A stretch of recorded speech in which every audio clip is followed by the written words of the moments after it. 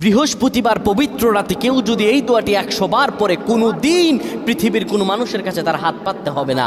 পৃথিবীর সব কিছু তার পায়ের নিচে আল্লাহ হাজির করে দিবেন। দারিদ্রতা থেকে মুক্তি দান করবেন, বিপদ আপদ থেকে মুক্তি দান করবেন, তার সম্মানকে সুউচ্চতা দান করবেন, অসুস্থতা থেকে দূরে রাখবেন। আল্লাহর অশেষ দয়া ও রহম তাকে দান করে দিবেন। সুবহানাল্লাহ। বৃহস্পতিবার রাত এটি গুরুত্বপূর্ণ রাত। এই রাত সপ্তাহে একদিন আসে। আরবিতে রাত আগে আসে, দিন পরে আসে। সুতরাং বৃহস্পতিবারের যে দিন গিয়ে রাত, এটি বৃহস্পতিবার রাত নয়, এটি শুক্রবারের রাত, এটি জুমাবারের রাত, এটি দোয়া কবুলের রাত, আল্লাহর কাছাকাছি হওয়ার রাত। সুবহানাল্লাহ। এই বৃহস্পতিবার রাত আল্লাহ তাআলা বান্দার দোয়া কবুল করেন।